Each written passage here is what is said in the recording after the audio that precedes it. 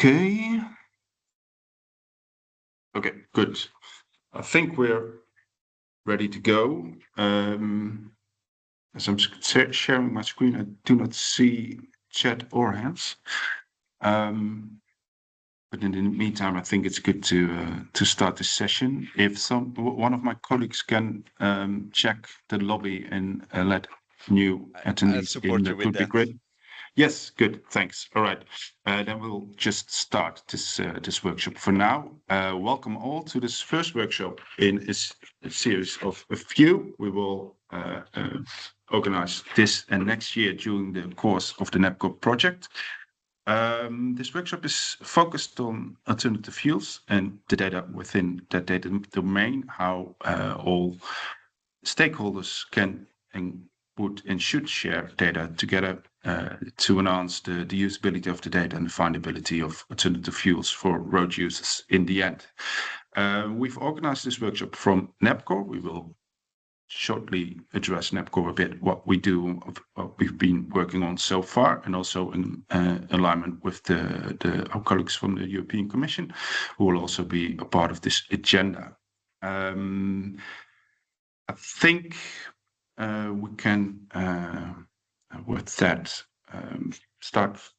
go to the first topic for this workshop as well. Please note that this session will be recorded. I already started it, so if you don't want to be in view, you can just disable your webcam. But this is done so that people who are not able to join can see the recording in a little moment in time. So we already shared the agenda to you all for this meeting. We will have a recap of the work done by NAPCORE and what we're going to work on. Then also insights from the European Commission on AFIR and all the subtasks organized around it. Then our colleagues from the EAFO, the European Alternative Fuels Observatory, will shed a light on the work they are doing, especially in the common European access point. And after that, we will dive into the standards and the perspectives of them in line with AFIR. And after that, we have a few external stakeholders who are willing to share their views and opinions on AFIR and the challenges ahead, which is all very valuable input for a discussion in this workshop, but especially also to establish talking points we have to address together in this group in upcoming workshops as well, to better understand what we all need to do and how we best can help each other in this challenge we all have. So that's also the main scope for this workshop. We organize to have a good stakeholder discussion through the course of NAPCORE and establish how, from the national access point of view at least, we can best help each other in our common goals. Andras, may I invite you to go to the first topic point for this meeting? If you would be so kind to go to the next slide. Yes.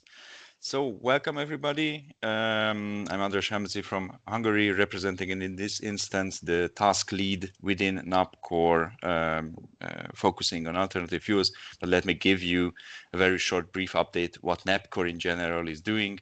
NAPCORE is the world's largest community and cooperation aiming to harmonize mobility data on the different national access points. I'm pretty sure you have heard about NAPCORE before. The first NAPCORE project started in 2021, if I'm not mistaken. And this is also already the second phase we are now in. And this is probably you've seen NAPCORE X as well, but this refers to the same project. NAPCORE will be the project as it goes. X is only stating the funding project to the continuation of NAPCORE. So we are working on a long-term governance currently. So NAPCORE will be with us hopefully for a couple of more years. As said, the main goal of NAPCORE is to coordinate and harmonize all European national access points on a technical and organizational level, supporting interoperability and even challenging accesses on assessment and legal aspects. What the result we foresee from this work is, of course, a better access and reuse of EU mobility data, ensuring the most important part on the ITS directive, that the data is available and is visible for every user who is profiting or benefiting from that data. Next slide, please. Then just a really short preview what our specific task is doing. Previously, we only had an ambassador group on alternative fuels. Now, in the second phase, we have a dedicated task on this very important and emerging topic. I would say we have just delivered our roadmap within the project, which aims and sets paves the road how we will get there and what work we have to do in the upcoming years in order to reach the seamless mobility data sharing within alternative fuels as well. We are, this whole segment is a little bit behind compared to the other data sets, to the delegated regulations, but now we are up to pace and we are really strong working together with the STF work group and the other members within this whole ecosystem, which makes it possible that all the inputs and all the necessary alignments are made.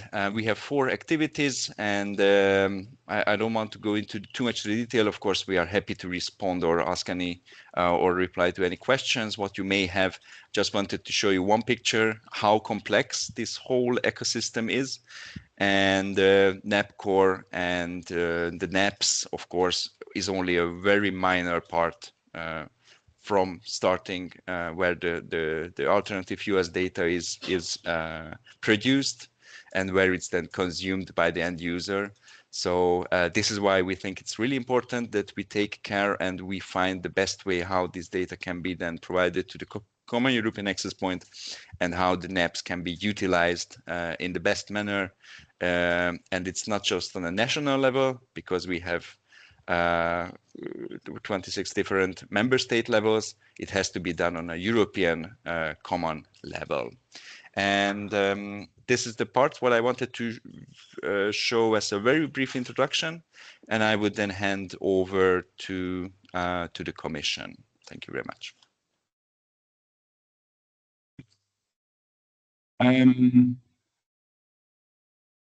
I think we need to provide the European Commission sharing rights. Asaki is already presented, I see from my clinic. All right, good, great. I don't know if you have slides, but if you have, you're free to overrule my slide deck. Yes, thank you, Ruth. I'm gonna try to share my slides. Let me know if you can see them. Yeah, I see them on my side, at least. Perfect. So, first of all, good morning, everyone. It is a pleasure from the European Commission to be here with you.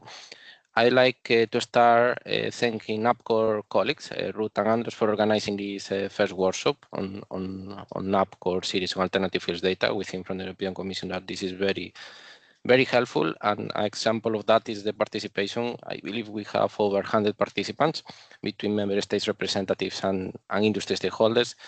And that shows indeed the interest about this topic and the willingness also to comply and make happen the provisions we have in AFIR, which is something I'd like to talk to you about today. I would like to be brief. I have prepared 7 slides, and the goal of this presentation is just to provide a short summary of what is the legal provisions we have in the Alternative Fuels Infrastructure Regulation, And with that basis, of course, the purpose of this workshop is to facilitate the discussion between member states, industry stakeholders, so you can learn and know a bit better what NAPCORE is doing, and also what our colleagues of EAFO, of the Alternative Fuels Observatory, that are also here with us today, and who will present to you what is the technical work they are doing.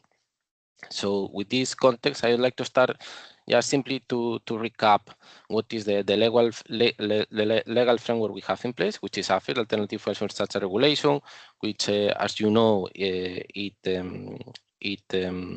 entered into force at the end of 2023, and it started to apply on the 13th of April 2024. And so basically, it's a quite recent framework, right? It has been in application now for about 2 years. And within AFIR, also as you surely know, and what I'd like to focus today on the data aspects, we have an article that is key for that is Article 20 on data provisions, where we have a number of concrete legal requirements that address both operators of recharging infrastructure of alternative fuels and also member states. And that provisions can be structured on 2 blocks. On the one side, those related to the availability. So basically, operators of recharging infrastructure shall ensure the availability of static and dynamic data to the national access points. And on the other side, member states shall ensure the accessibility of this data from the national access points. And importantly, of course, in accordance with the ITS directive and its relevant delegated regulations, and in particularly in this case, the real-time traffic information services. So this is all in all the context. It's important also to note that the provisions regarding the availability and accessibility had also specific application timelines. So regarding the accessibility, it started to apply the 31st of December 2024, and the availability one only on 14 April 2025, which is almost 1 year ago. So that's to stress also the relatively young framework that we have in place, and we would like also to discuss later today how is the application of and implementation of this framework.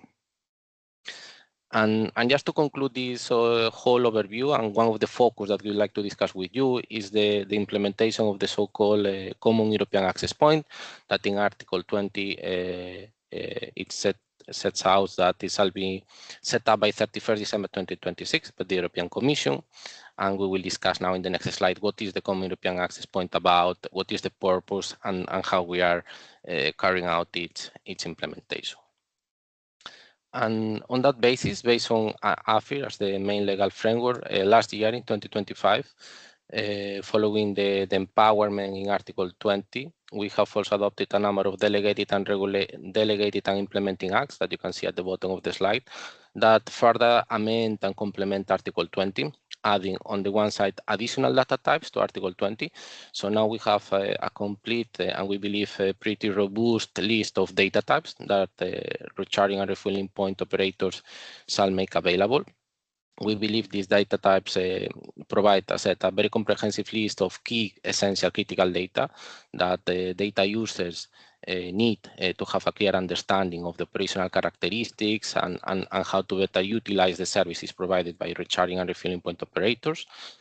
And on that basis, based on these data types and the associated definitions and information that is defined also in the implementing regulation with concrete tables for full harmonization, we have also adopted a delegated regulation about the technical specifications about APIs. And this is a critical topic, quite technical, but importantly to ensure that the availability and accessibility of the data is also harmonized based on standardized protocols that facilitate that the data is shared on a common language and on the same technical basis. So this is in essence the whole framework that we have in place. And also I'd like to stress out taking this opportunity because we have received in the last weeks and months a number of questions from both you industry stakeholders but also member states on the implementation of these legal provisions.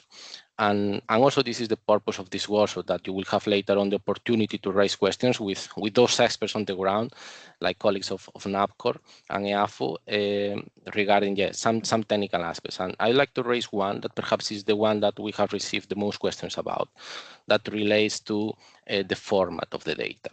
And here, as you surely know, in the implementing regulation on data, the implemented regulation clearly specifies that the data format shall be harmonized around the standard European standard DATEXII format, at least with the technical specification part 10 of 2022 that covers energy infrastructures and addresses the relevant data types and data model for alternative fuels data.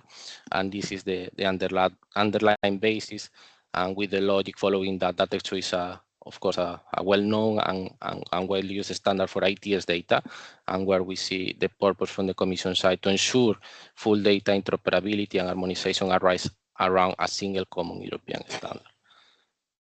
Now, having said that, we know that the market reality is slightly different, and we know that particularly in the e-mobility sector, there is a industry protocol called OCPI, developed and maintained by the EVRoaming Foundation, which is de facto, we understand, the preferred and the most used protocol in this regard. And indeed, what is important for us, and for that reason, we have also triggered discussions with the European Standardization Organization, CENSENELEC, and also DATEXII colleagues to ensure alignment between the industry protocols and the European standards and technical specifications, such as DATEXII, in order to have a common European fully harmonized data model. And for that, also, we will have presentations afterwards where the relevant colleagues from the EVRoaming Foundation and DATEXII will inform you directly on what is the state of development of also this alignment. And we hope also that together with CENSENELEC, this process of formalizing also a European standard technical specification based on OCPI could be concluded quickly. So this could also eventually be further supported in EU legislation. So as I said, this was an important point that we wanted to raise, and we hope that today this session provides you the opportunity also to have a better understanding on how this standard alignment is taking place in reality. And now moving forward, and perhaps the second part of my presentation a bit more dynamic after the legal basis and all the technicalities. I'd like to talk about the Common European Access Point, right? That has been some of the other key points of discussion and interest by many of you, and that it will cover an important part of this workshop. Just to summarize shortly, as it is included in Article 20 of AFIR, the function of the Common European Access Point is to be a data gateway facilitating the overall access of data, of alternative fuels data from the different national access points. And here we have carried out also extensive work with our expert group, the Sustainable Transport Forum, to lay down a common understanding on what this should be about and how should be technically designed. And on that basis, we have adopted also a STF report that you can also find at the bottom of this slide, that provides a summary of the overall technical recommendations that the participant, the industry stakeholders and member states have provided to the European Commission on how this Common European Access Point should function and should provide added value. And on that basis, I like to provide and summarize a little bit what this is about. So, and this is also, of course, with the support of NAPCORE colleagues. The overall idea of the Common European Access Point is to facilitate the accessibility and discoverability of data. So as we know, there exist 27 national access points. We understand, particularly for the alternative fuels market and stakeholders, this is somehow a complexity. So the idea was always, and also by co-legislators, to facilitate the access of this data. So we believe that a single point, a single entry point could facilitate the discoverability of this data. So this is one benefit that should be also linked to the fact that we have compliance with the relevant standards, and standards are protocols that, of course, are harmonized. And about that, we have talked before about DATEXII, OCPI, and potentially other APIs and independent solutions that should be all aligned based on common data types and definitions that we have now included under AFIR and the relevant delegated and implementing acts. And all in all, of course, our premise, at least from the European Commission, as you will see later, colleagues of EAFO, when they will present the work they have been doing, our main premise is to ensure that this has a low complexity and that is cost effective and of course, flexible in the design. And all these three components are important because indeed we need to maintain cost both for operators and for us as the Commission developing the solution under control. It should also allow some flexibility because we know this market is moving forward very quickly, and there are different changes. Also, we see member states are carrying out investments and upgrading continuously their national access points. So whatever we designed as a common European access point shall have this flexibility to also progress and improve itself over the time. And to conclude, also, which is very important for us, this common European access point shall facilitate the accessibility of data and perhaps the integration and feeding this data to other portals or services. And here we mentioned at least from the European Commission, very important, the tech data. When we monitor the deployment of alternative infrastructure, is very important for us also to have access to this data, as many other stakeholders that you are interested to have this data for developing either alternative fuel services or conducting your own research and studies, etc. So that's why it's important for us to have this architecture in place that is flexible and simple in design, at least as simple as possible. You can see also at the right of this slide a couple of graphs. I will not enter too much into detail now because later we'll have colleagues also of EAFO that will show to you in practice how the common European access point looks like, at least the first mock-up version. So I will not focus on the technicalities here. And just to wrap up, the main vision for us, at least from the European Commission, is to facilitate and make at the end of the day easier the access to this data. And what we want is to support data users that have access to this data and provide better information services to the end users. And this can be also exemplified with a very concrete instance, which is charging prices, right? We know that today is still a point of concern by many users. So we want that this data is more easily accessible, and that for this reason, we believe that the common European access point, based on availability of this data, could facilitate this to address this challenge. And as I said, our vision is, at the end of the day, focus on data interoperability. We know the complexities. We know that we have different protocols, standards that are not today yet fully aligned. And for that, we need to increase the cooperation and ensure that the relevant European standardization organizations finalize their work, and we can have the final relevant versions that we could also eventually include in future work under AFIR. So we ensure that all future infrastructure is based on the same standard versions and they are interoperable. And as I said, this is a bit our vision, which of course it has a number of gaps and challenges. Otherwise, we would not be here. And this is based on how we develop a platform, common European access point, that is easy, and how we could keep the administrative burden and the costs of developing this tool, both for the Commission but also for the operators, under control and ensure that this works well. So yeah, I don't want to keep it longer. And just to conclude, I have one last slide that I'm sure that it is of interest by many of you, that it relates to the AFIR review and the next step. You know that currently the Commission we are carrying out the relevant impact assessment work in line with the provisions in the regulation. We are expected to conduct a review by the end of 2026. For that, we are planning a targeted review by the end of this year, also, of course, based and subject to the ongoing impact assessment.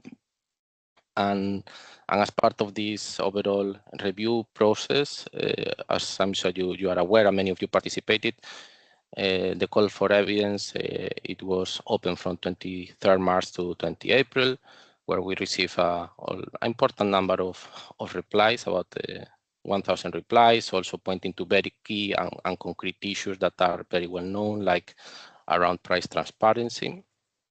And next step, also important for all of you, is the so-called open public consultation that should be published very soon, in the next days or weeks, and it will last for about 12 weeks, the usual period. So you will have also a a good opportunity to provide and channel your feedback. And as also mentioned slightly, but also set out in the regulation, the current impact assessment and the work we are conducting is focused on a number of very concrete aspects, as said and indicated before. The idea is to address concrete topics. The regulation is under application only for 2 years now, so it's a very new and recent framework that we do not believe that needs to be reinvented at this stage. And for that, the focus will be on very specific topics about the target setting, around, of course, LDVs, SDVs, but also aviation and shipping, price transparency, and also other relevant technical aspects around standardization, how we make more efficient data sharing, as we are discussing in these contents, and overall administrative simplification, here particularly looking to member states and all the reporting obligations they are subject to. So yeah, this is the roadmap for the next months, and with that I conclude and I hand over to you, Ruth. Thank you all. Thank you, Saki, for this insight and update, and also I think some discussion points for later on already provided in there, especially on standards and how can we align already achieved standards and data spaces, the data domains into one access point, not only for EV, but for all alternative fuels. That also is a challenge, I think, that's ahead of us. Okay, thank you. You already mentioned logically the common European access points. I would like to give Mate from FIER the floor to give us all an update on the work they're doing within the European Alternative Fuels Observatory and also on the common European access points. Mate, if I'm not mistaken, you can share your screen currently? Yes. Is that correct? Yes? Okay, good. Yes, good morning, colleagues. I'm Mate Csukas. I'm working at FIER with my colleague Edwin Besta-Breutje, and FIER is the lead contractor in the EAFO consortium. I think I'm sharing the wrong screen, sorry. Yes. And I will give you an update about the status of the development of the Common European Access Point. And I will also want to give you sort of an update about the expected visual and look-alike of the Common European Access Point, including some design principles. Okay, I hope you can see the screen now. Yes, now the blue screen. A lot of that. Thank you. But your screen. Yes. Yes. So let me go to the agenda from my side. So there will be 4 main topics. So the first one will be about what's the Common European Access Point and why does it matter. I just want to complement what Saki already explained and not go into full details. And then probably an important part about design principles. What has been the different discussions and considerations behind what solution we came up with, including gateway model, transparency, and metadata. And then the third one would be about a walkthrough of the mockups. So how it will look like on the EAFO website is now already ready to demonstrate to you, and it would be nice to also receive feedback on that. And then the fourth part will be about specifically a data collection exercise that we want to also initiate with the national access points. So starting with the first part about what is the Common European Access Point. So yeah, of course, this was in detail described by the colleague from the Commission. So I don't want to go into specific details, but it is important from our perspective that the Common European Access Point is indeed a gateway, a discovery layer, and not a database. So the Common European Access Point does not store data. I want to emphasize that. Its role is mainly to connect users to information available in the national access points or any other alternative data endpoints. And the third one, to emphasize that at the moment it will be hosted on the European Alternative Fuels Observatory. So the website interface will be the host for this feature. And that is also aligned with the linked regulation. At the moment, we defined three main pathways. So one will be about the Common European Access Point. So on the website, there will be a lot of details about what the users can expect and what are the different legal backgrounds to it.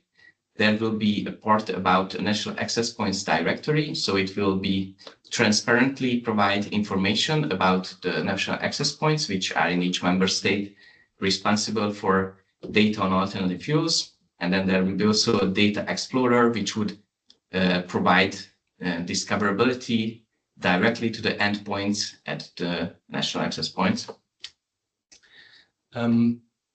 Yes, so design principles. So first of all, there are 6 things I would like to highlight, but in general, I can say that the Common European Access Point is a complex initiative.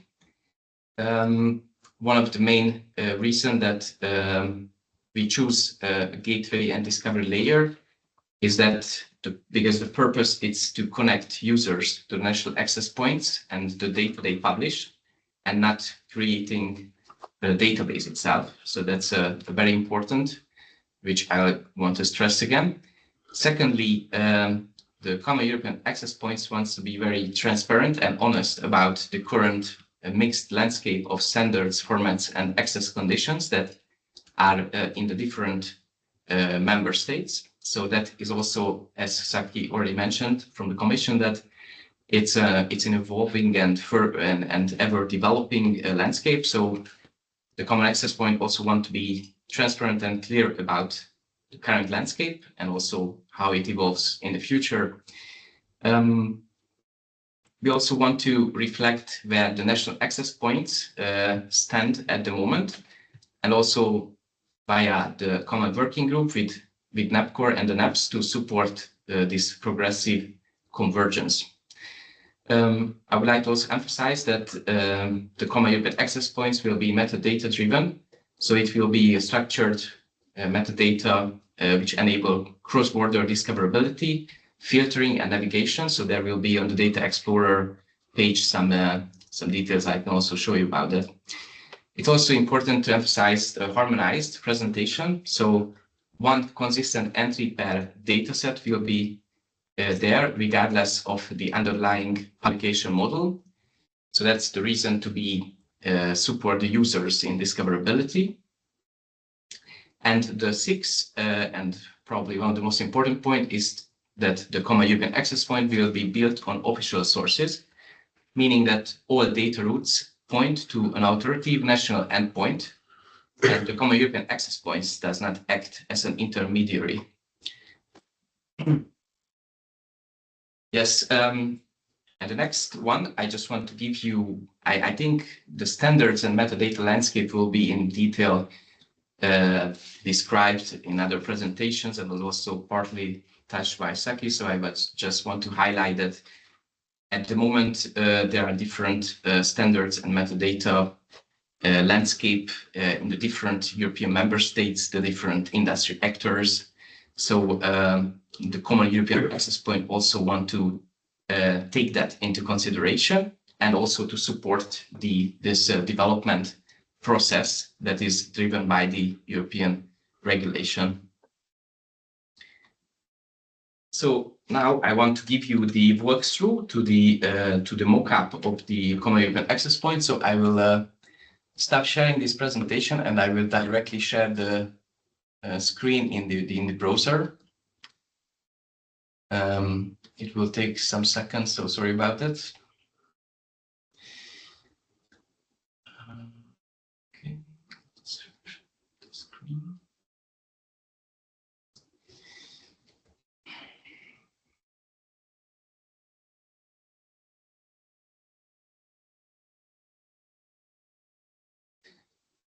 Heavy weather.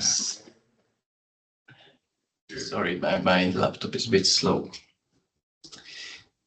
All right. So yes, I hope you can see the mock-up. So this is a development stage view of the planned Common European Access Point. So now this mimics the EAFO website, but of course it's only in an environmental stage. So the first page will be about an introduction to the Common European Access Point. So this will give all the details about why it was created, what's its purpose, how it connects to existing European regulation, what its role, so the data gateway role. So it want to be very transparent to all the users who come to this website and feature. It also explains what will be the different parts on the Common European Access Point. So it will have different cards where the users can select and look at the different information about standards or the governance of the Common European Access Point, and then the NAPS directory and also the Data Explorer. In the next page, yes, the next page will be about providing more details about the Common European Access Point. So it will describe its scope. So as I mentioned, for instance, that it doesn't replace or intermediate national access points. It provides an access route to them, a gateway and discovery layer. And then it also provides details about the connection with the European regulation, especially the alternate fuel infrastructure regulation. And then it also lists the connection with all the different regulatory pieces that was also described by Saki, including the implementing regulation and also all the delegated acts. And also it links to the work of the Sustainable Transport Forum about the study they did on the Common Access Point, and also to the NAPCORE project and consortium. It also makes clear about what is actually the legal requirement exactly. So for instance, the publication date by end of 26. And it also gives an insight about the different design principles and the current process of the metadata harmonization and the whole transition that is happening in each member states. So it will give also the user an insight to that to prepare their expectations when they see the data. And it also describes that this is a transition process, that it supports the current and also the future standards in parallel. So that's why from this design perspective, this type of concept was selected to be able to facilitate this very fluid and agile environment that is in Europe in terms of the charging data and the different standards. It will also provide details about this, so the standards and the metadata. So I don't go into much detail about that, but it will have a detailed description. Also refer to the market protocol, the OCPI protocol, and also the DATEXII, of course. And also describes this this legal initiative to harmonize this environment, and also gives some updates about the standards and what's their role at the moment. Yes, and then the next part will be about the governance. So the Common European Access Point is not just a portal. It will also serve and have functionality to support the national access points and also industry actors. So it will also need to have a governance, because there are certain events and activities that needs regulated processes where each player or each actor knows what they need to do or what are their responsibilities. So this section is dedicated for that exactly. It describes which are the primary actors and also what are their responsibilities. So if the user comes from a different background, they will also know how they relate to the Common European Access Point.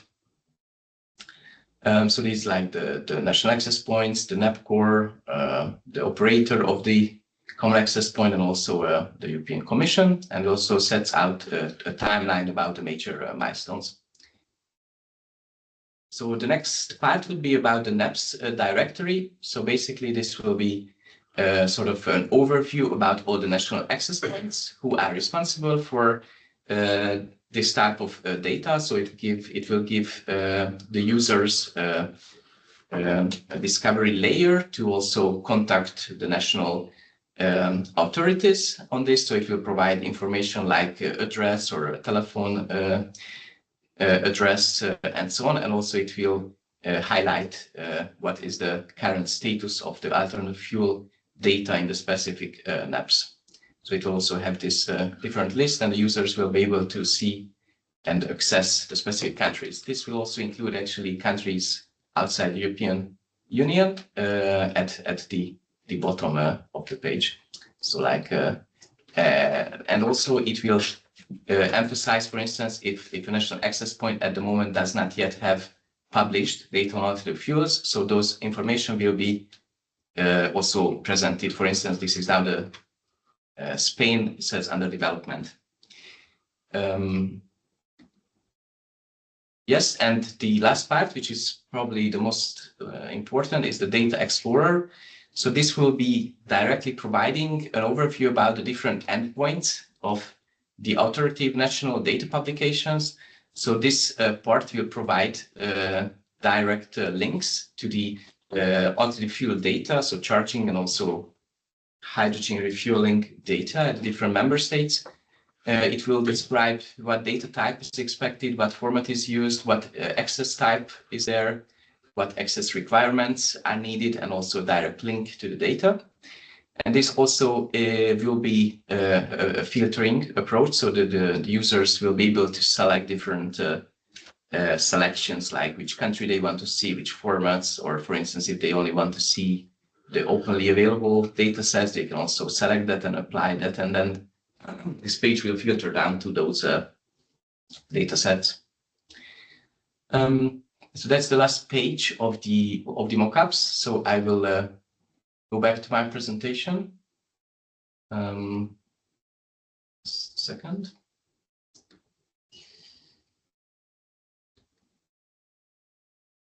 Yes. So so that was the walkthrough through the mockups that is at the moment is in design and development phase. And now I want to also highlight about the data that will be also published, or the different links published on the Common European Access Point. So at the moment, as the contractor, we did research in each national access point to collect the right endpoints to the data sets. But at the moment, we start a process also to all the national access points to validate this information. So we prepared a data intake form that will be sent to all national access points. And there we ask also to collect this information that is to be published on the Common European Access Point, and also to validate the information so that the information provided there is actually up to date and valid. And we also set up the right contact points with those persons or teams in the different national access points. When, for instance, an update happens in a national access points for a certain data set, there is an established process that those updates also will be reflected on the Common European Access Point.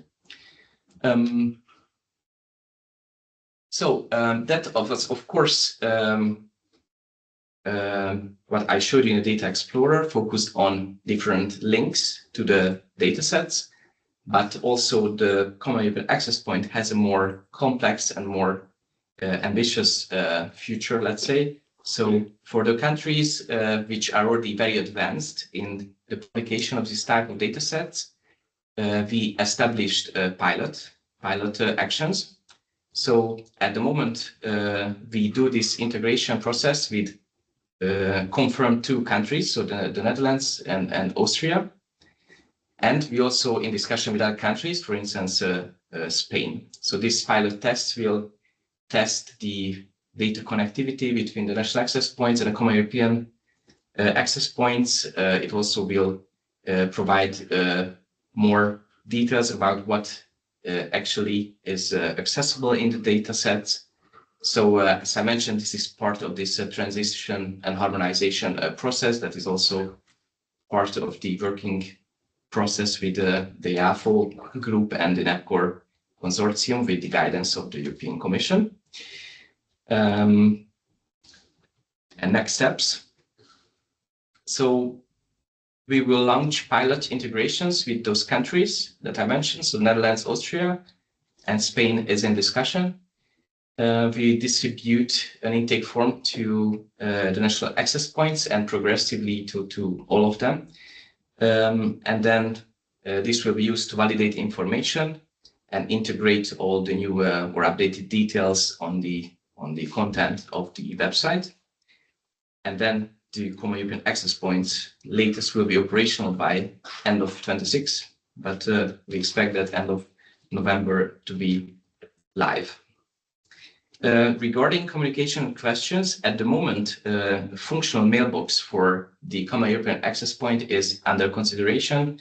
So in the meantime, I want to advise all who want to have questions or comments on the Common European Access Point, use the regular or general contact email address of the European Alternate Fuels Observatory, which is also present at the bottom of this slide.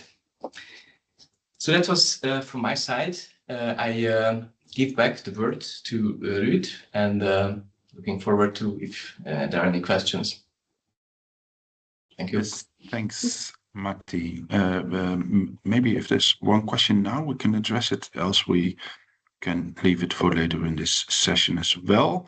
I think it's a good insight you gave. I saw a question in the chat regarding the status of the website. What you've shown is a mock-up, I think, and the website itself is not live yet, but maybe you can answer that question better. Yes, exactly. So this is a mock-up only in a development environment, and the live website will only host this by the end of 26. Okay. With further publication timeline, we will inform users on the website. Good. I will try to get back to the screen, or maybe not.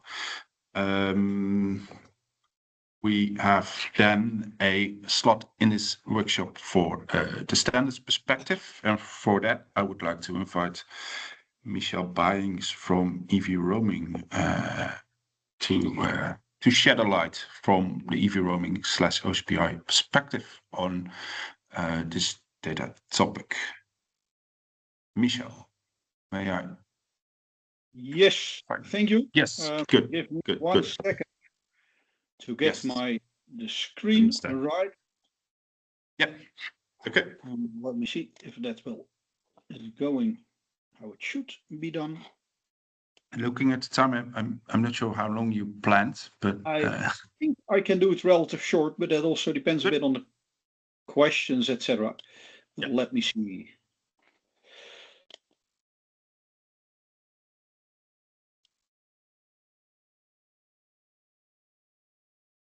Yes. Yeah, so you should see now the presentation, everyone. Yes? Yes. Okay. Well, first of all, thanks for the moment and thanks for this meeting. Let me start quickly with that. I have two topics to discuss and to share with you. One is about the standardization status of OCPI, and the other one is the connection with the NAP and the DATEXII. Regarding the standardization, at this moment, and that's really more or less literally at this moment, we are in the process, and we means the EVRoaming Foundation with OCPI in the process to become an official standard via CEN-CENELEC. CEN-CENELEC is the European standardization group, and that is the actually where we start for this standardization. That means that at this moment we are working that version 2.3.0 via a kind of fast route, a so-called technical specification can become a technical specification from CEN. And as Saki already mentioned, that would be okay and sufficient for the European Commission to endorse OCPI under the AFIR. So that is seen as standard. OCPI version 2.3 is already available. And we hope that via fast route, which can be in a few months' time, or maybe even shorter, it can become an official accepted standard.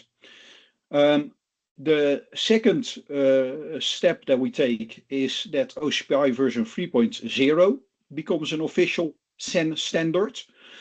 To be clear, we do that via CEN and via the European Standardization Group because there is on global level, as it is also seen, a kind of half Chinese chaired standard. I'm not doing what OCPI is doing. Even the Chinese are not using it, but that's a bit more difficult. So also on request and looking at the possibilities, we said, well, let's start doing it via CEN-CENELEC, the European part. And that means that indeed for OCPI version 3.0, which we have ready as EVRoaming Foundation, but not yet released, that will be proposed as an official CEN standard. And that also means that the whole review process, like in standardization committees is normal, is still possible. And some, based on the review, some possible changes can be done. We expect that the 3.0 in review will be done towards the end of this year. The OCPI development will still be done by the EVRoaming Foundation. So via CEN-CENELEC, there are review possibilities. And finally, also, of course, the official process to become either a technical specification or an official CEN standard. It will result in a situation that a new sub-work group will be started from TC69, which is a group from CEN-CENELEC working on electric mobility. So that's the process. The status, as I already mentioned, we are really and literally in the final approvals. So far, all lights are on green. These days, I hope to get the formal approval from the different organizations. And then the 20th of May, there is a big meeting from CEN-CENELEC, and that's also where they should approve. And that's also the idea, and the road ahead should approve this approach. And that means that OCPI version 2.3 can become a technical specification on short notice. I don't know exactly the timeline of CEN, but I expect that within a few months, and hopefully even before summer or soon after summer, it become a technical specification. And as mentioned, version 3.0 will then be, hopefully, the review can start in Q4. One final comment there is that although we do this via CEN-CENELEC, it does not mean that we intend to have a European OCPI version and a US version or Asian version. We still aim to have one standard, but it is a bit, the best way and the easiest way to become an official standard. So that's actually the main reason. So far, I think it looks quite good.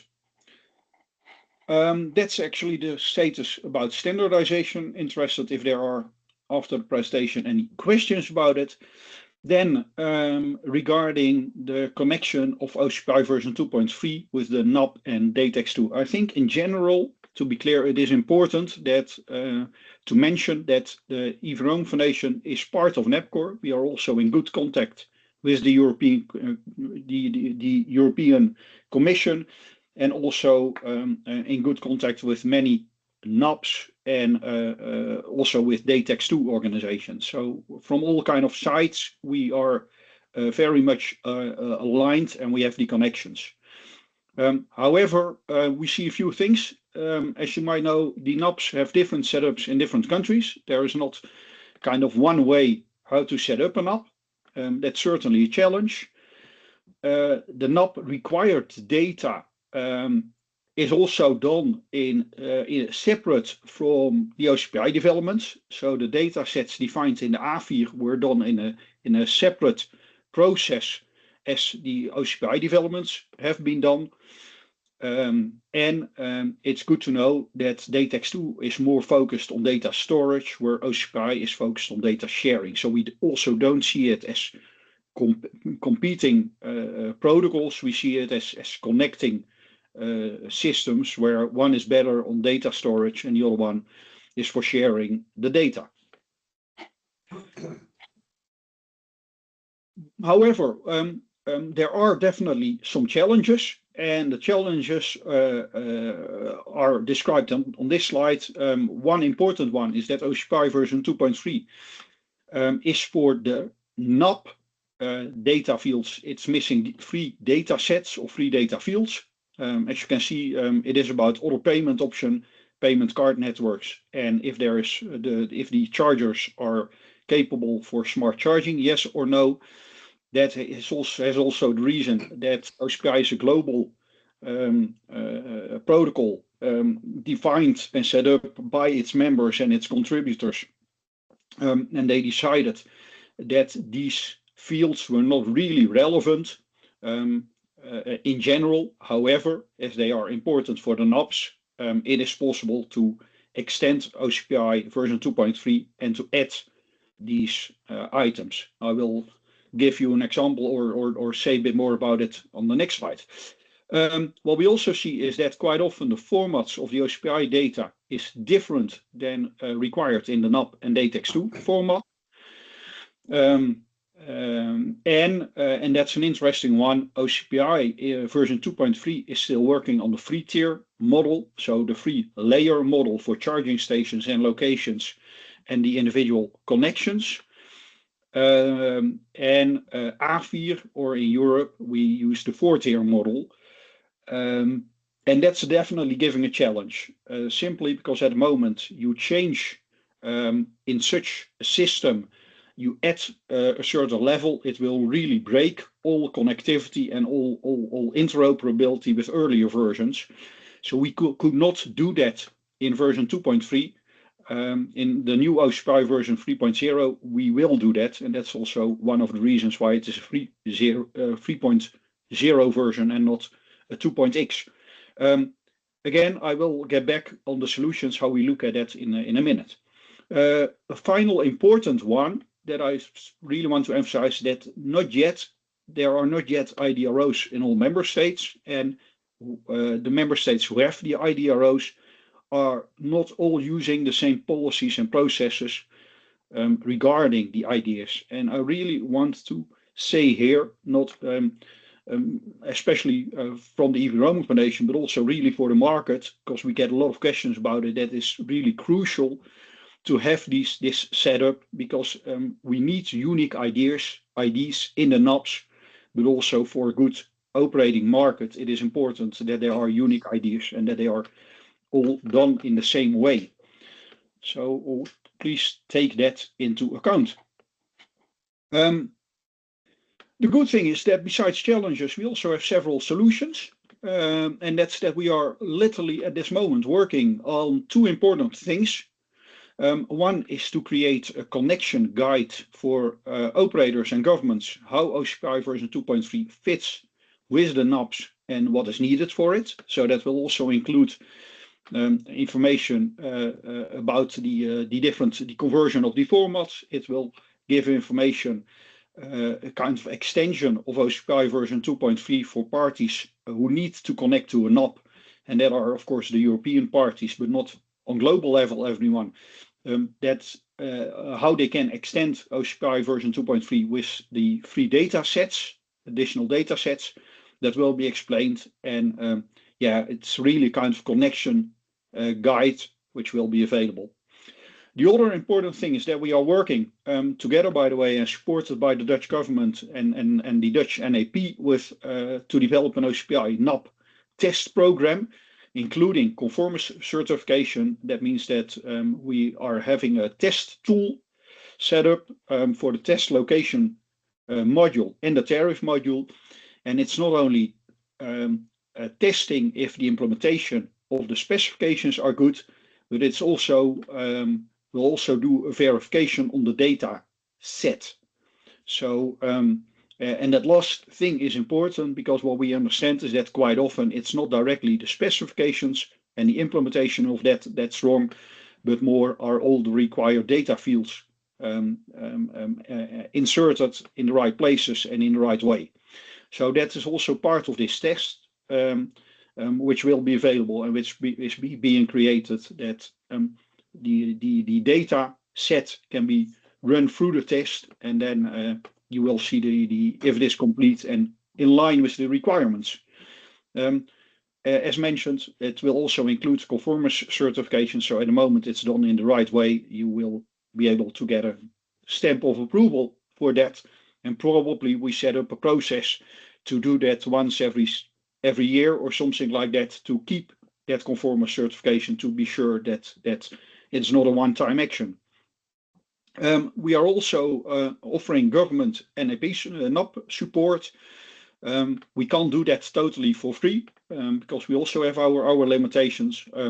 But like EVRoaming Foundation is doing more often, we can support governments and NAPs, and then see how can we cover our cost. To be clear, we are a not-for-profit organization. Nevertheless, we have costs, and that need to be covered one way or the other. When will it be available? Because that's probably one of your questions. In the next few months, mid-2026, that's quite soon. So in 2.5 months, it should be available.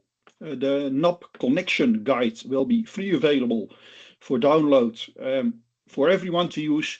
The NAP test tool and the certification, so that conformance test will require a fee for license, support and certification, but that's also to keep it alive and to keep it up and running.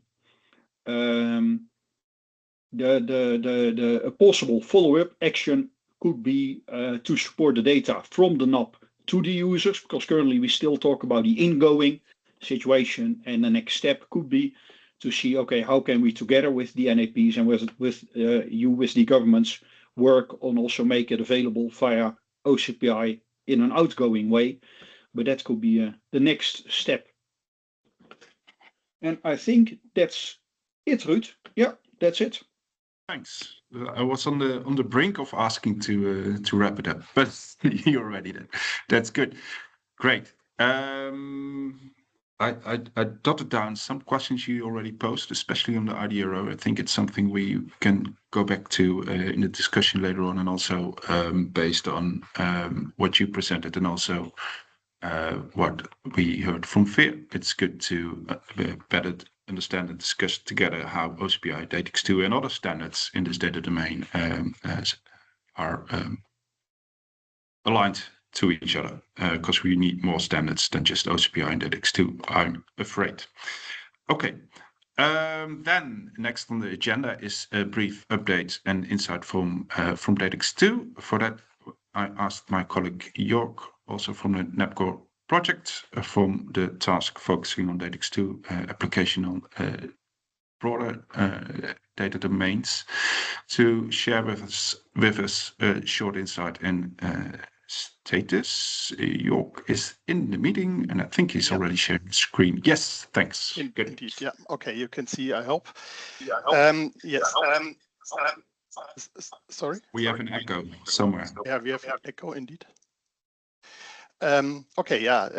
Welcome. My name is Jörg Freudenstein from Germany, working for the Bundesanstalt für Straßenverkehrswesen in Germany, especially for the German NAP, the Mobilität, and also for the NAPCORE project in this case.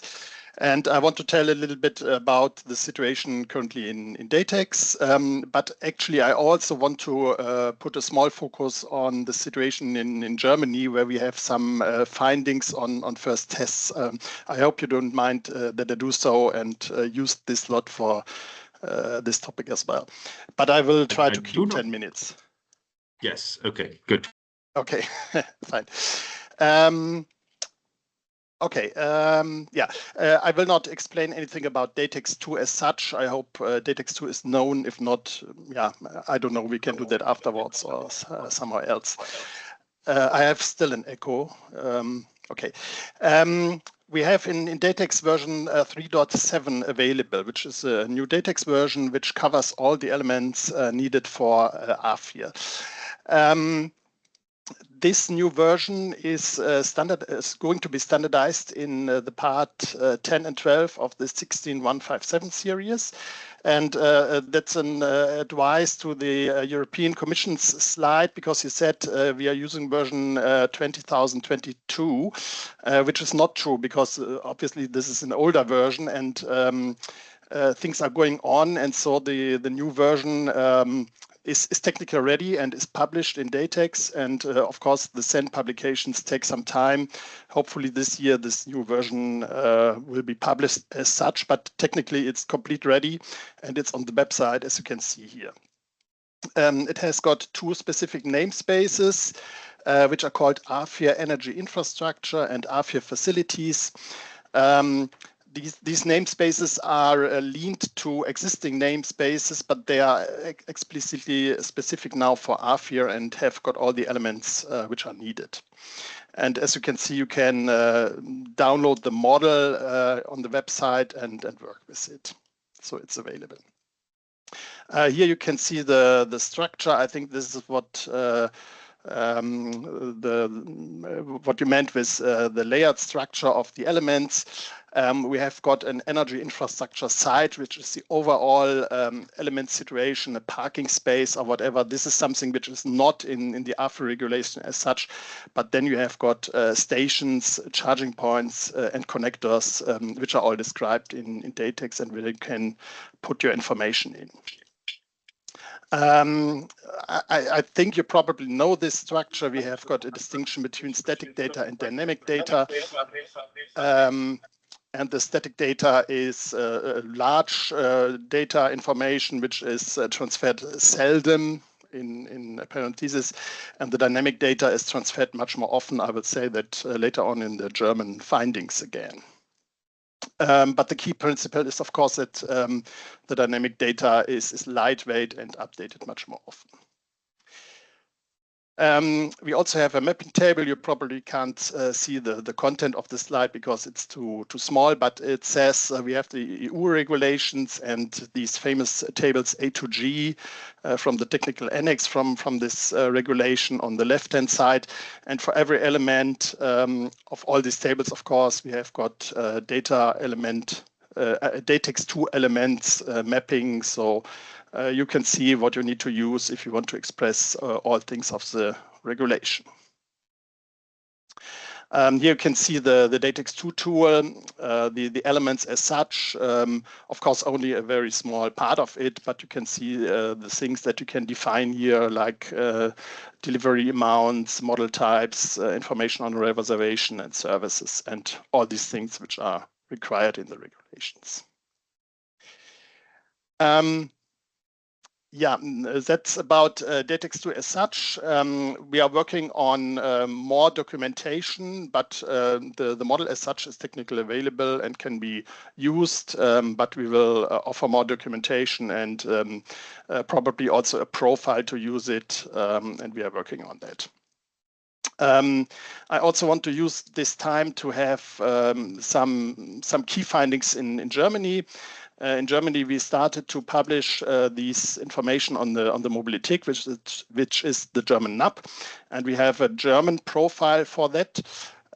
Basically, it's using this 3.7 version of DATEXII, of course, a little bit earlier version, because in Germany we started a little bit earlier, and we have very few discrepancies in the 3.7 version. But basically, it is 3.7 where we are working in Germany. We stored that on a GitHub. Probably you get the slides afterwards, and then you can have a look at it. It's also an English documentation included for this German profile, where it is written how to use that.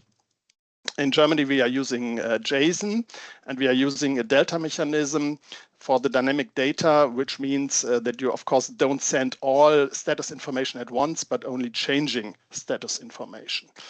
And now we have got three key findings in this setting. We have got some large providers with very much stations, and that means that they send a lot of status changes, and we got rates of multiple hertz, which means, for example, 5 messages per second, which is of course very, very much and very unlikely to handle. And it's a synchronization problem if you have got a full set and then need to recap all these deltas which came in with 5 Hertz rate. And that's a problem. And so our new documentation says, please limit to 1 Hertz and aggregate some of the exchanges messages, which is not too easy for the data providers, obviously. The second one is that the state transitions are not very sharp. Usually you would expect to have available and charging, but indeed they send something like blocked, inoperative, or unavailable in between, just for milliseconds. But it doubles or triples or quadruples the amount of messages, which is also not very likely. And the data providers say, yeah, they get this data from other sources and cannot limit this. And the last one, this is for hydrogen. The hydrogen people told us that they are not able to get information on the current charging status as such. They cannot say if something, if a charging point of hydrogen is blocked or not. They can only say if it's general working or not.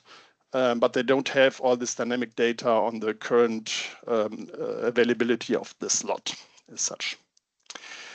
So this was very short situation in Germany and situation of DATEX. Actually, that's from my side. Thank you very much. Thanks. That doesn't feel like 10 minutes, so thank you for that. Okay. We have a very tight agenda today, so we aim to still have time for the discussion. I would therefore like to swiftly continue with the next part of the agenda, where we we provide the floor to some external stakeholders. And for that, I would like to start with Eco Movement. If I'm not correct, Peter Hanekamp is in the meeting to shed a light on your views. Peter, may I ask you, looking at the time, to see if you can keep it within 5 to 7 minutes, because we're really tight on schedule. Absolutely. So I'm Peter Hanekamp from Eco Movement.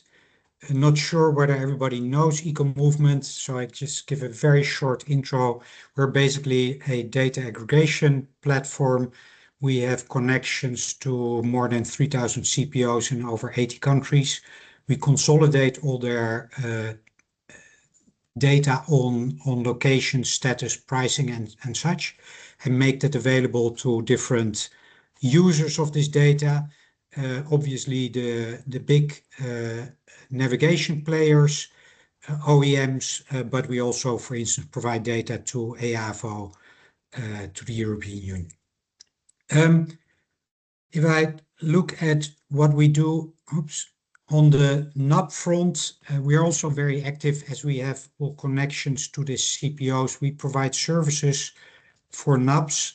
Currently, we are connected to 21 national access points. We provide services for over 50 CPOs and CPMS and have created over 300 connections.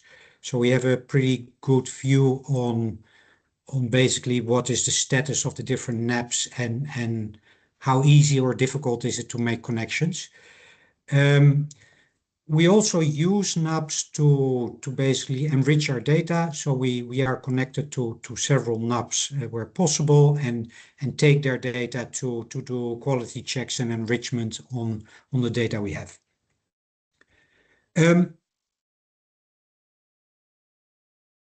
So we have a couple of observations on, let's say, the Article 20 implementation.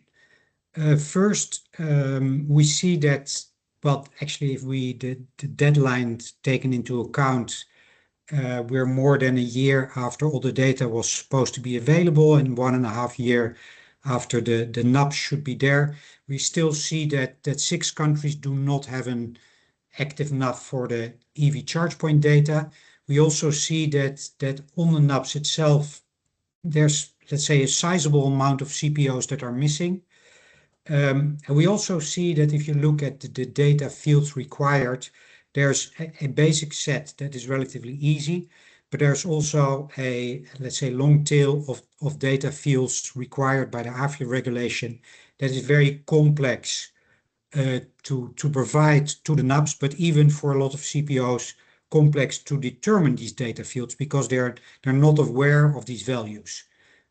Think about parking places for disabled people or others specification for HDV. Basically, CPOs would need to drive around with a car at all their charging stations to find out the specific values. We also see that in the implementation there's some fragmentation. We see that the methods used to connect vary. So you have DATEXII, you have OCPI, you have several custom connections, and even if let's say the formal format is the same, the actual connection is not the same.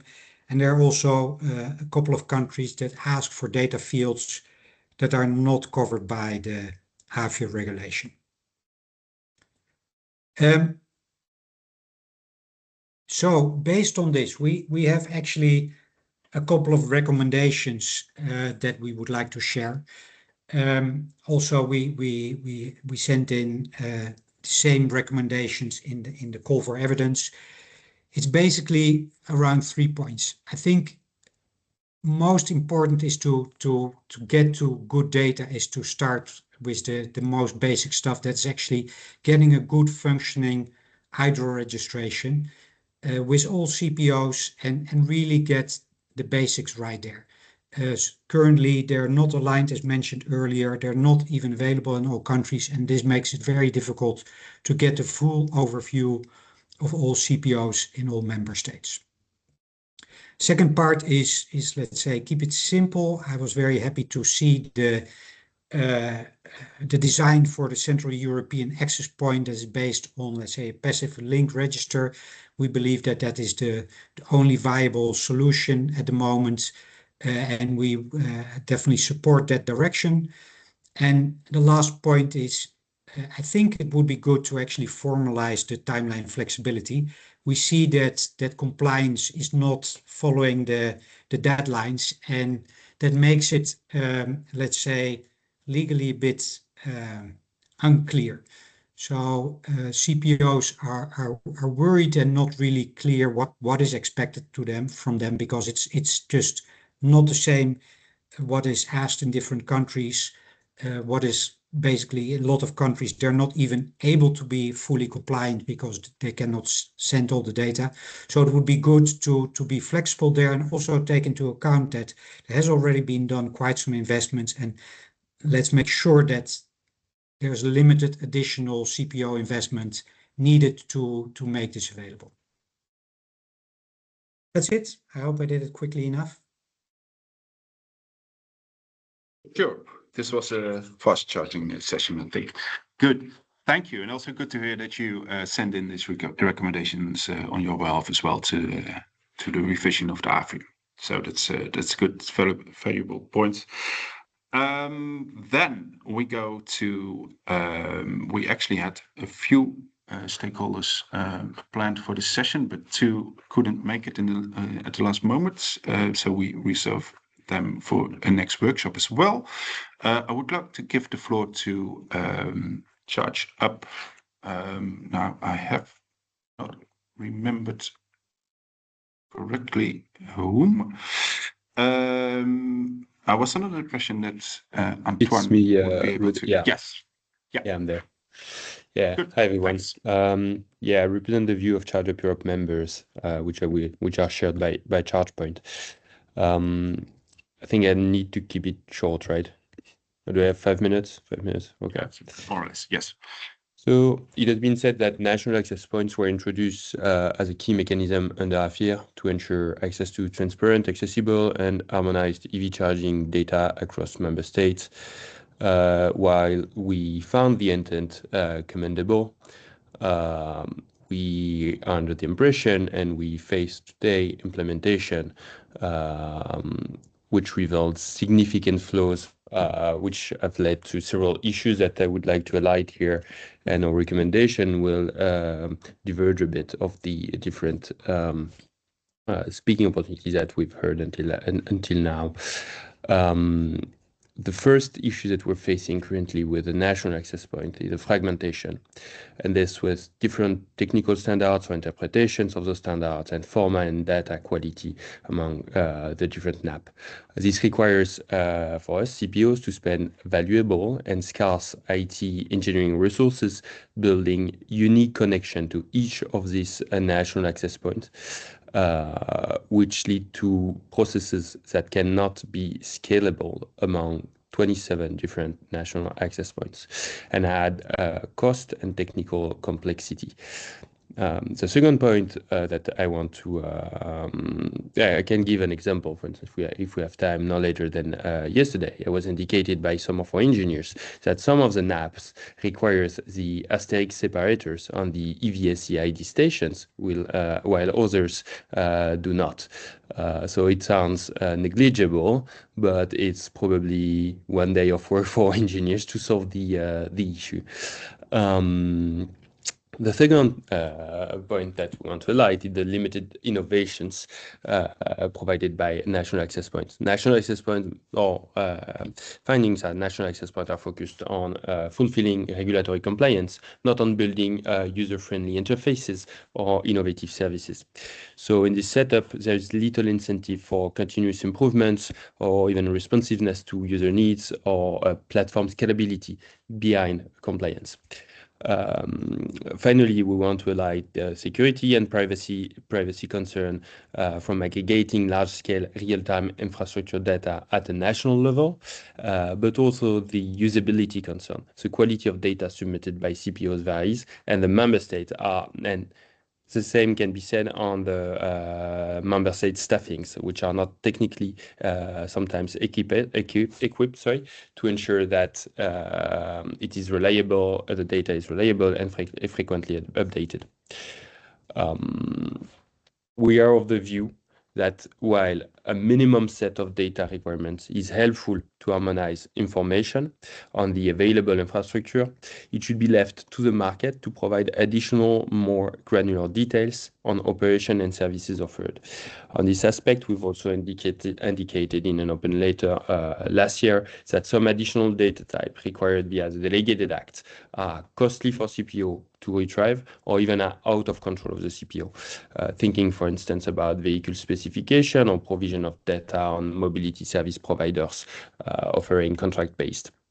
So our general recommendation, as I heard a bit earlier about keep it simple, it's also to keep it simple. The goal of AFIR is to build a pan-European cross-border connected charging infrastructure.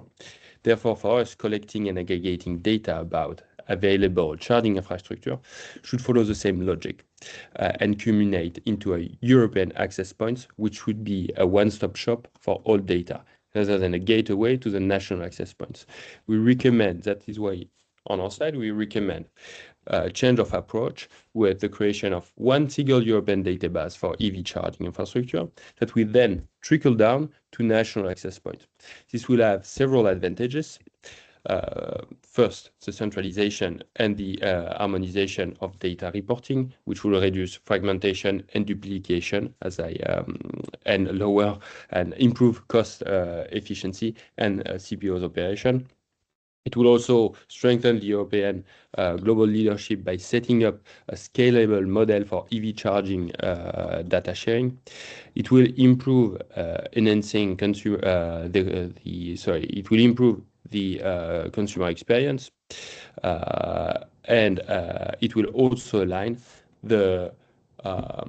with the broader EU digital and energy strategies, facilitating the integration with smart grid, especially with the grid package being discussed at the moment, and the European Data Act that has been enforced in September last year. Thank you. Thank you for these valuable insights. It's good to have all feedback and input. Also the input that maybe is not might affect what we're doing now. So, but that's good because we need to do something that works for us all, and not only, as you say correctly, comply with regulations, but it also has to be workable for everyone. Yeah. So UX should be in focus, for example, as you mentioned, the valuable points there. Thank you for that input. I think you read this from a list or a document. Would that be able to be shared, or else we have to? I would like to get in contact with you after the meeting to see how we can put this into words. Yeah, because you asked us, you told us that we do not have to share slides, but we can probably share some written. Yeah, good. Thanks. Okay, good. Then I would like to go to the last speaker before we go into the discussion, and that would be a representative for e-mobility Europe, and I believe I can ask Rafael Ilio to share some insights as well. Yes, good afternoon. Can you hear me? Yes. All right, super. Sorry for the background noise. I'm at the Nordic EV Summit as we speak, so always on the move. And I'm going to quickly show my slides. Hopefully you can see them. I'll keep it under 5 minutes. Super. So thanks a lot for the invitation and for asking us to comment on AFIR and the NAPS. Quickly before we delve into our comments, which I will keep short because a lot has already been said, especially by Antoine from Charge of Europe, who we mostly agree with. But e-mobility Europe, we're the voice of the entire e-mobility ecosystem. So we have representatives from across the industry, from vehicles, OEMs, so the big ones being Volvo, Tesla, Polestar, Flexis, Scania, MAN, as well as infrastructure players, looking at both CPOs, but also charging point manufacturers, technology providers, as well as fleet operators and EV national associations. So we represent this whole ecosystem and come together with a position. On AFIR, I would say that overall, I like to repeat that we like the framework of AFIR. It's a legislation that's mostly working, and I think if a legislation delivers, let's keep it as such. But we can have, of course, improvement in some part, and I think the NAPS is definitely one aspect where e-mobility Europe sees some improvement needed. What we see is that despite the improvement of the data set and the harmonization that has been done by the delegated act, we still observe inconsistency and fragmentation across the EU, especially on the format in which the data should be submitted, the data which should be transmitted, and the way this data should be used. What we especially see is that we see some countries like Germany, Czech Republic, Slovakia that request data in a DATEXII format, while others are requesting in OCPI format. We also see some countries like France, which will demand additional data beyond the AFIR mandates, looking at the AFIR, thinking that it's not sufficient for what they aim to do with the data, and some other countries like Spain, which require static data in JSON format. What we see is whether a CPO goes via a third-party data aggregator or through a direct integration with the CPMS, this will create additional costs for the CPOs that are operating on a cross-border basis, and which are also already running on low margins and significant costs to keep charging affordable. So for us, this NAPS ecosystem, this NAPS framework has not been delivering as it should. As Anton mentioned, the intent are commendable. We do want to make to share some data and make it accessible, especially to make it user-friendly for charging point users. But we do need to make sure that we reduce the administrative burden and that we make it easy for CPUs to operate on a cross-border basis and to share data in the best way. So we have, of course, as the main recommendation, to create a European access point from which the data should trickle down to the member states. Basically, what we see is that we should have one set of data across the European Union, one format for sharing that data, and the preferred one across the industry has been the OCPI, and that has been mentioned already. So we would support this to reduce the administrative burden as much as possible. And also a last point, which hasn't been commented so much today, but that the data is used for purpose. And by this, I can explain a bit.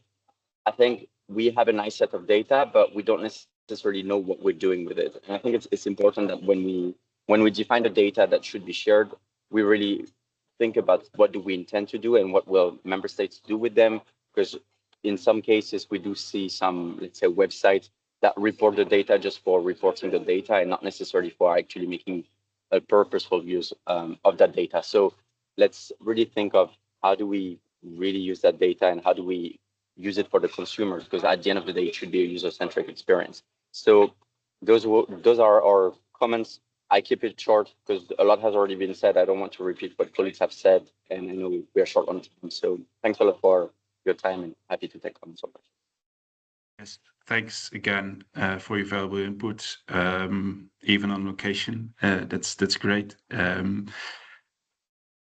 Valuable input and things we should and already plan to look into if we are not already looking into it within NAPCORE, within our activities on best practices and the role of the NAP on the data domain of for alternative fuels. So I think it's good to also continue this discussion in future sessions as well. Then we are at the next agenda point, for which I would like to invite Andras back to the floor, so we can have a discussion and/or go into questions you have from the audience based on what was presented today. Not only what was presented today, but also if you are missing certain points or topics or needs explanation from one of the parties here available to better understand a few points. Yes, we have a slide on that just to support our work here. I'm trying to I get would it. then kindly invite all the participants. We have not so much time left, 15 minutes maybe to have a little that one. So there are no wrong questions, of course. This topic, what was covered, is really complex. We do know that, with full of abbreviations. We are aware of that.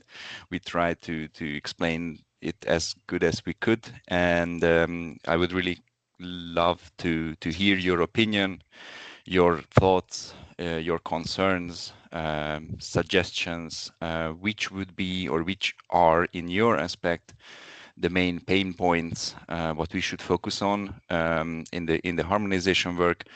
You have seen now the different aspects of this whole topic. Maybe there were not everything represented. We would be really keen on seeing those missing points so we can now see the full picture and then complete this whole AFIR jigsaw.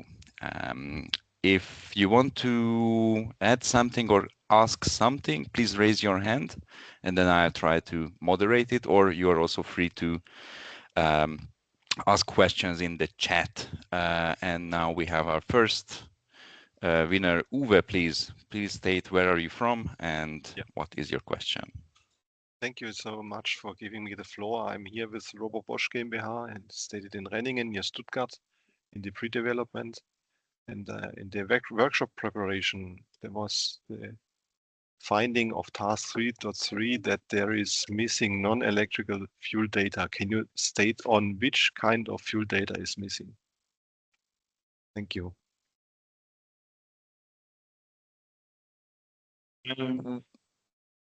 Yep. Yeah. Go ahead.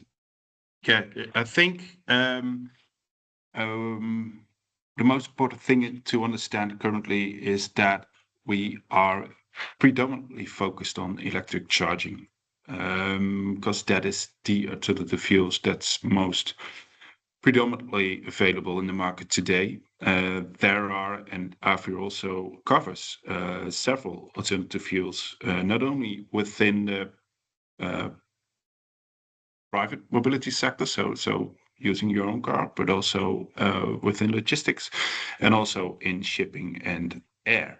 So we must not forget that it's about more than only EV data. And for example, for hydrogen, currently it is not really clear what standard is available and commonly shared in the market to be used as OCPI is for EV data, for example. And that also makes it difficult to see how we can have an efficient data exchange to national access points as efficient within AFIR, because it will entail several different standards to be used from the data source, as the data source is using different standards at the current state. So that's the main gap I think we currently have and see, and we need to work on from NAPCORE, but also with the alternative fuels community. And I fear that also in this meeting we have no, that's not the correct word, but we overrepresented. We have a lot of representation from EV and definitely. Yes, so that's also a question from my side, because that's a gap we see, but how can we overcome that gap? And that's just I can confirm for DATEXII that DATEXII covers all these other sorts of fuel, exactly. and hydrogen, for example. And in Germany, I think this month we will finalize the hydrogen profile for Germany. But in DATEXII it's contained. Yes, DATEXII has the broad scope of alternative fuels, as it's like Michel maybe correctly stated, more a data storage focused standard.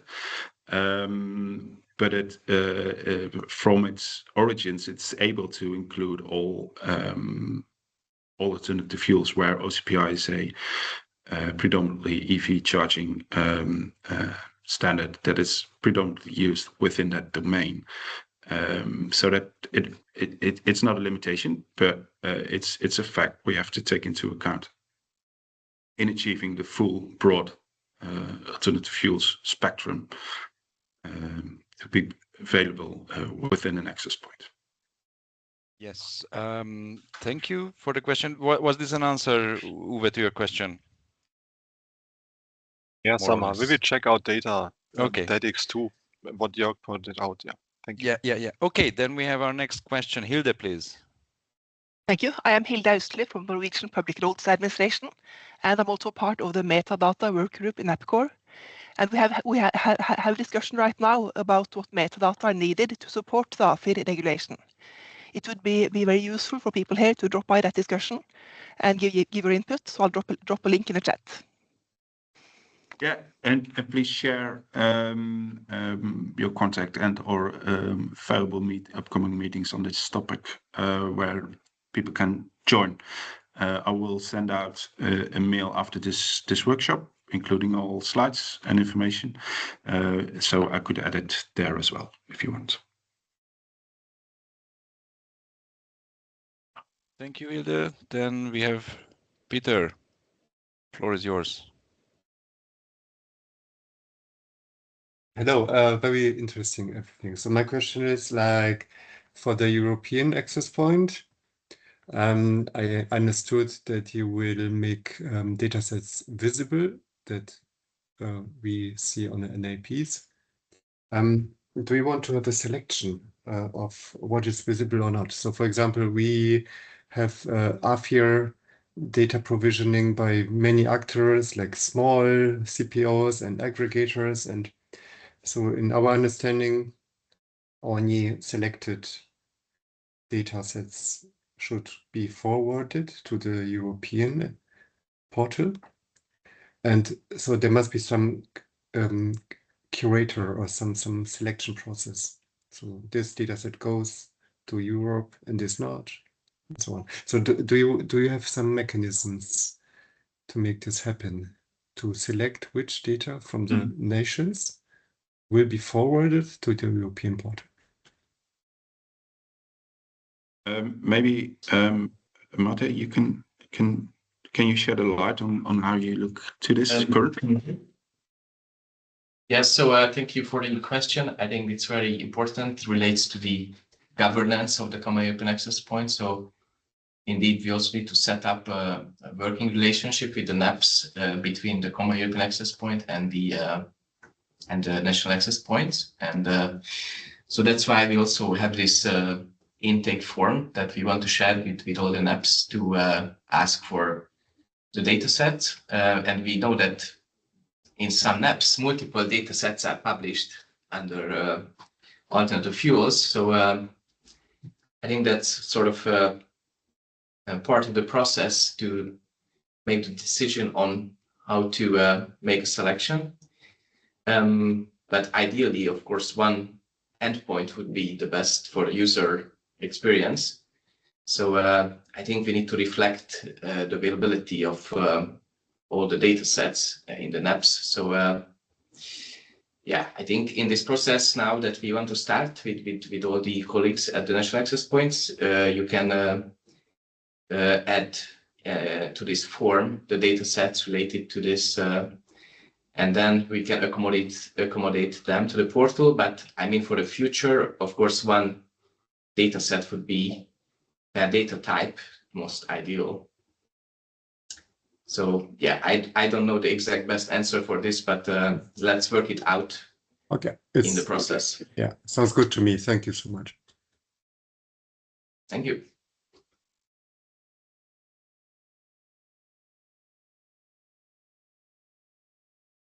I just also see some questions in the chat passing by. Also some valuable points, for example, on how do we cover or see that we can cover swapping of batteries, which is already done in China indeed. I think NEO is also doing this in Europe with some stations. I think that's not something already covered in a data standard, but it's something we also have to look into, and I see that Michel already responded to that as well. Maybe Michel, you can shed a light on your response there. Yeah, quickly, things like this are probably relatively easy to add and to change at the moment there's concrete request. So far there wasn't, probably also because if it does not directly involve transactions or roaming and it is a kind of own internal system, then there is quite often not a direct question for it. But I don't expect it's very difficult to add it on the existing OCPI versions if needed. The question is, of course, is there a place for in the NAPs, etc. But I don't expect any big issues at the moment. There is a concrete question and concrete case and information what data is needed, then it's relatively easy probably to add.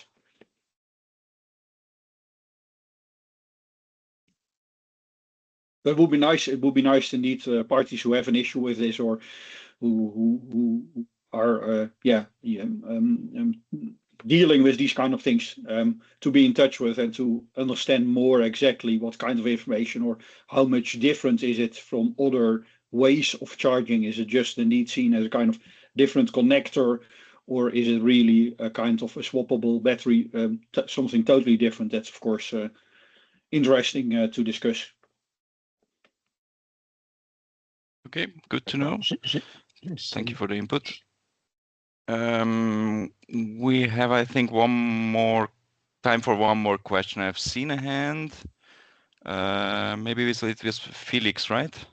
Or your question is obsolete now? I don't know. No, it's not obsolete. It was not a question. It was just like a comment. I represent E.ON, which has or operates chargers in, I think, more than a dozen countries, 14 countries. And I just wanted to again stress, even though it has been said a few times, how important a standardized NAP communication protocol is. And it would be such a relief and cost savings if this was standardized within the respective member states to a OCPI protocol formats. Doesn't matter on which version or what fields are to be in it, but just to have it on OCPI would be an tremendous cost savings. So yes. Keep up the good work. Good. Thank you. Well noted, I think. I think the hydrogen guys and girls might think otherwise, but that's something we have to discover. And that's I don't mean that in a mean way. It's just, I fully understand. But that's the challenge I think we have at hand. Yes. The one question I see Claude's hand. Please go ahead, and then we can. Yeah, thank you. Just to return on the question of swappable batteries in access points, I think as long as those systems are proprietary, they have not to be in the NAPs. But if they are open to any types of vehicle for battery swapping, then they would have a place. But otherwise, we may end up with a lot of proprietary systems plugging the data space. So I'm not sure that would be relevant.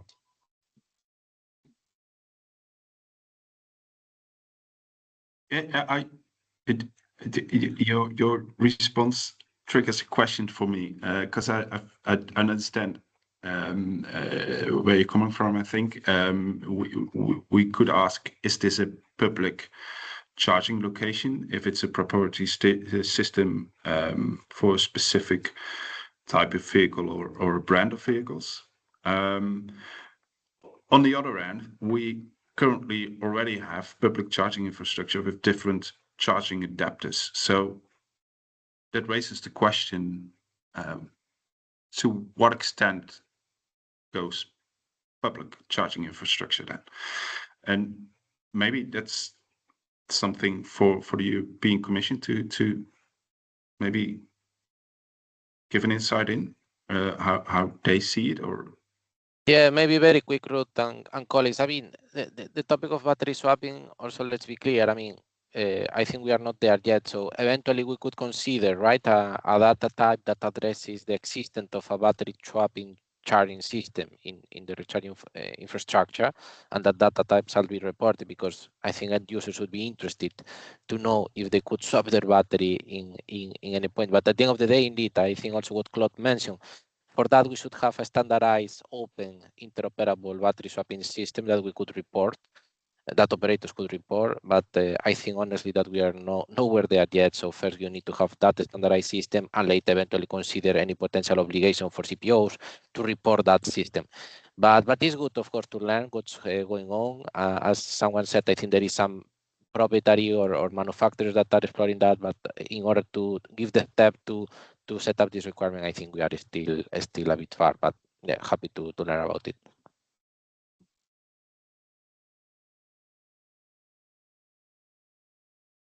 Okay, thank you for the reply. Celine, I see your hand. If it's really a fast question, then I allow to ask it as we have to wrap up.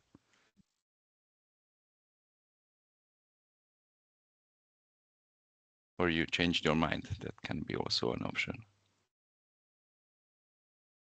No, I'm trying to talk. Oh yeah, Sorry. okay, yes. I please, don't know. Go ahead. My connection is bad. Maybe this question was addressed before. I was also trying to open camera, but it's not working. So my question is, some NAPs are not following DATEXII yet, which is not FIER compliant in this case. How do you consider that they are compliant to FIER when they are still not following the regulations? I can provide an answer to this, I think. We are aware that some access points are not providing DATEXII data at this moment in time. We are also aware some member states haven't yet set up an access point altogether. The issue with DATEXII currently is that the most recent version that included the required data fields from AFIR Article 20 has been officially released some weeks ago. So it's simply a case of not having the standard available in due time to achieve a DATEXII connection. I can say that on behalf of the Netherlands, at least, we will be implementing DATEXII in due time this year to fully adhere to our requirements as a member state. So I would think that we see this at several national access points as well, that the DATEXII connection will be developed in the coming period. Okay. Yes, definitely. I hope we could answer your question. This is really an issue what we are also facing, and we are trying to solve it on a European level, of course. If you have any more questions, feel free to get in touch with us. We would really love to hear your inputs more. We are sorry that the discussion part was a little bit shorter than anticipated previously, but I do see that there is a need for this. And I'm really happy that there were so many questions and so many participants in this workshop. And last but not least, I hope I see some of you or most of you in 2 weeks' time at the Transport Research Arena, where this topic will be also addressed in several booths and presentations. So it will be held in Budapest in 2 weeks. So I hope to see you in person there. And then I give back the floor to you, Ruud. Maybe some thoughts and comments, what we have learned today. Yes, thanks, Andras, for also guiding us through this last point. Yes, thank you all for at least being here, providing your insights and inputs, also providing the more, well, rubbing feedback maybe on some topics. I think that's most valuable to do, as that way we can solve the issues we all experience the best way. If we do not know of the issues there are within the data domain, we cannot create a data domain that works for everybody. So it's highly valuable to share these insights and keep sharing these insights with us. As Andros mentioned, you can contact us and or join our next workshop we will be hosting in September. We are currently still fixing a definite date, but it will either be the first or the last week of September. That will also be a digital meeting. If you have the need of providing input to that session, then also I would be more than welcome to receive a notification of that, so we can put it on the agenda. As we really feel the need for these kinds of workshops and have this discussion with all partners within this data domain. We try within NAPCORE to work on harmonization. It's several times addressed that that's something we all need. That's something we try to do within NAPCORE. We try to provide a framework for all member states how to do that, how to achieve that, also on the scope of data quality, so that a user of the data, regardless of in which member state he or she wants to retrieve the data, knows what data is available and in what quality it's available, and it's as aligned as possible with all other member states. You don't have to make 27 integrations, but mostly just one that can be used in all member states. That would be the end goal. We're certainly not yet that, but these sessions help in this. So thank you all for being here. We really need to close this session now. I would also like to thank all the contributors to this session. The European Commission, Saki, thank you. FIER with Mate, also thanks for your input. Michel for the OCPI insights. Jorn for the DATEXII insights. And now I'm stretching my memory, but we had eco-movement with Peter, and we also had Charge Up and e-mobility Europe. Thanks for your contributions, even on location. Also I'm well aware in the very short notice up front. So many thanks to you as well. And I hope to see you all in our next meeting and or in between. For example, in Tira, I will not be there, but Andres will, and maybe in our inbox, and we can extend the discussions there as well. Thank you. I will send out a mail with all slides and also a link to the recording of this session. And with that, I would like to close this meeting. See you again soon. Thank you very much. Bye-bye. Thank you all. Bye-bye. Bye. Bye. Thank you. Bye. Bye. Thank you.